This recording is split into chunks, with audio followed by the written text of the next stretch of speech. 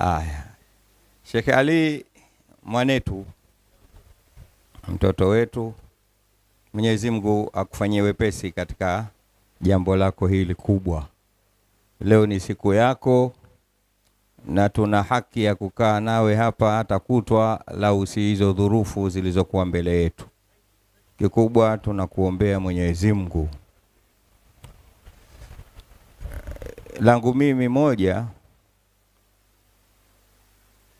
kwa vile jina lako ni Ali, nikukumbushe Mtume Muhammad sallallahu alaihi wasallam naye alikuwa na mkwe anaitwa Ali bin Abi Talib. Na nukuu maneno aliyoyasema wakati akimwozesha binti yake kipenzi Nana Fatima radhiallahu anha. Alimwambia, ya Aliyu, hiya laka ala an tuhsina ishrataha. Ali, huyu Fatima ni wako, lakini kwa lengo la kwenda kulifanya wema tangamano lake, yani ukaishi naye kwa wema. Haya ni maneno wasia wa Mtume sallallahu alayhi wasallama akimwambia Ali, kama jina lako, walil asma'i athar. Wanachuoni hao wanasema majina huwa yakawa na athari kubwa. Nawe Mwenyezi Mungu akufanya Ali, na wala usiwe simba wala yule chui aliyotajwa hapo. Kuyafunua maneno haya,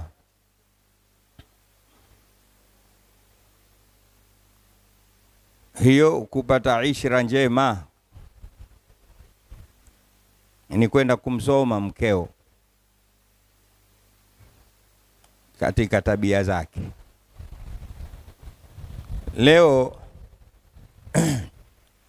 nafasi ya wanaume wengi au waume wengi kujipa kuwasoma wake zao katika tabia zao hatuna.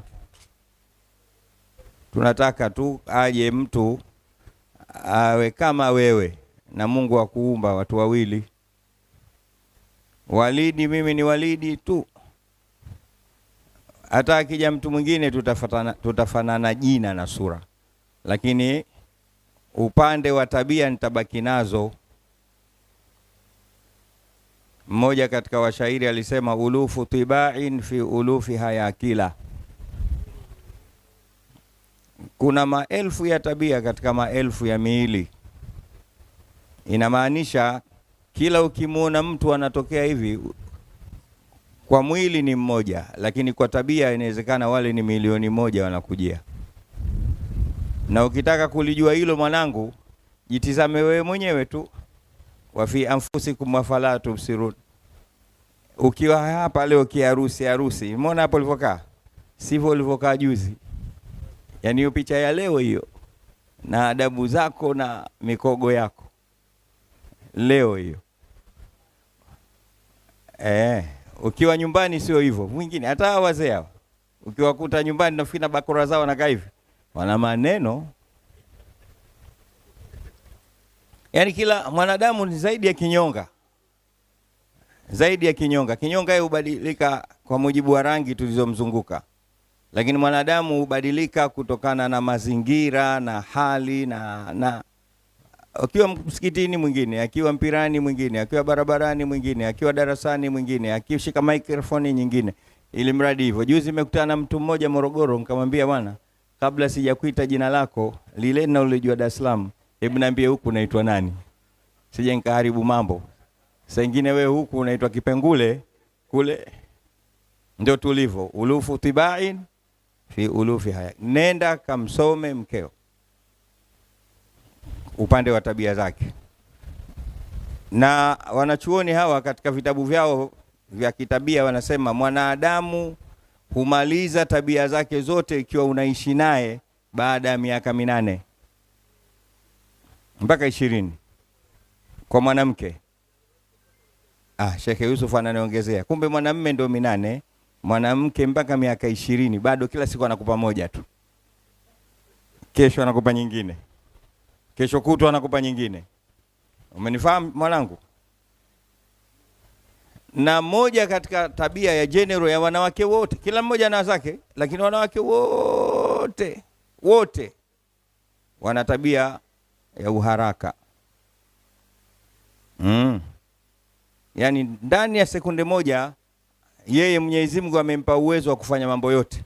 Wakati huo anakuimba, wakati huo anafua, wakati huo anapika, wakati huo anakutukana, wakati huo anaosha mtoto, wakati huo wanawake wote. Kwa hiyo siku akiamka na tabia yake hii, atakwambia atakuomba hela ya dera. Kabla hujampa atakuomba hela ya chumvi. Kabla hujampa atakwambia vipi watoto shule. Usije ukapa utaniua. Fanya unachokiweza.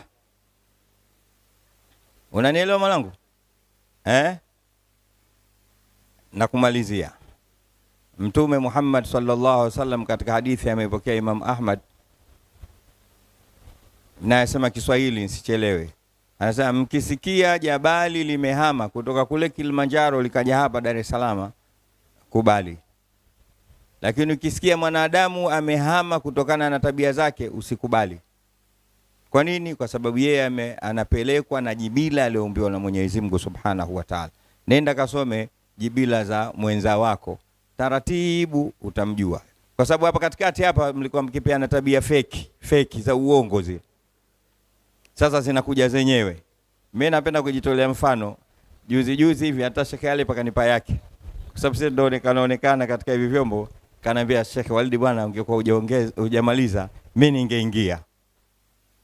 Nikaambia kwa tabia gani? Sheikh, nikamwambia umefeli. Ushekhe nikiwa mbele za watu, nikiwa nyumbani mimi Walidi. Nimeeleka vizuri?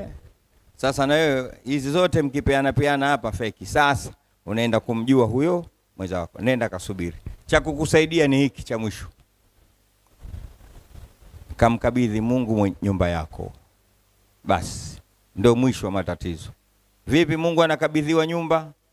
Nyumba itawale ibada zaidi kuliko kitu kingine. Paswaliwe swala 5. Hakikisha paswaliwe. Hii itakusaidia kuikamata nyumba, lakini hii itasaidia pia kufanya wepesi wa mambo. Riziki zitapatikana. Nyumba isiyoswaliwa ina ukorofi, nyumba isiyoswaliwa haina riziki, ina makapi tu. Umefahamu Ali? Hayo maneno makubwa hayo. Asante Sheikh. Namfunda mwanangu. Umeelewa vizuri? Nyumba iswaliwe. Na cha mwisho kabisa kwa umuhimu, leo dunia yote inatuambia kwamba nyumba au ndoa inashikwa na mume na mke. Sio kweli. Tunatakiwa tuamini hivyo kupitia hayo masomo yanayosomeshwa huko. Eti mume ana sehemu kuzuia nyumba na mke ana sehemu kushika ile ndoa. Si kweli. Tunasema kwa kinywa kipana kabisa, ndoa inashikwa na mume tu. Na ndio ilokuja katika Qur'ani, amsika alaika zaujaka. Na hata ulivyoozeshwa, yule Sheikh alisema hivyo, uzawijuka ala ma amara Allahu bihi min imsakin bima'rufin au tasrihin biihsan. Mashekhe wengi wanafasiri imsaki kushikamana, au hapana, sio kushikamana, sio Kiswahili. Kuhold sio kushikamana, kuzuia kitu chenye silka ya kuweza kuondoka. Nenda kamzuie mkeo. Unajua tofauti ya kumzuia? Ni kama vile mtu anavomkamata mbuzi au sungura au kuku au samaki akiwa hai. Mshiko ule, nenda kaushike ule. Sawa?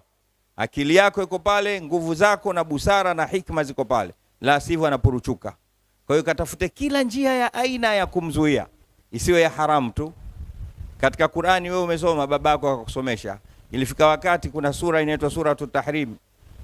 Lima tuharrimu ma ahalla Allahu laka. Inafahamika ile. Pale Mtume alikuwa anatafuta njia za kuwazuia wakeze. Ndio ikatokea ile Mungu mipango ya kuzuia ipo, lakini sio kwa kuharamisha alivyokuhalalishia Mwenyezi Mungu. Katafute kila aina ya njia, kumpa hela, hela viwepo, maneno mazuri, kumvumilia, yale mambo ya usiku, yote yale yanazuia nyumba yale. Umeelewa baba? Ndio wakati wenyewe hatukupata kuongea huko wapi sijui. Yaani kuna hichi kinamzuia mke wangu mzuie, kwa sababu most general ya wanawake kabla ya kuolewa anataka kuolewa, akishaolewa tu anataka kuachika. Umeelewa mzee? Yaani wewe ukigombana naye akiorofisha silaha yake niache. Wewe unadhani mimi nimekuja na mafuriko mimi? Sasa ukiona akuja kwa mafuriko, umemwoa umemtoa kule Lushoto, unamwacha. Wewe nenda kachekecheke. Mwenzio mimi na ujanja mwingi na sauti nzuri. Huwa naimba imba tu kidogo. Naimba na wanawake wanapenda kuimbiwa. Hebu imba kidogo. Usiimbe kwa sauti za kizungu, imba kwa sauti hizi za kwetu au za Kiarabu. Mwenyezi Mungu atakujalia kila la kheri. Wa ma alaina ila albalagh mubin.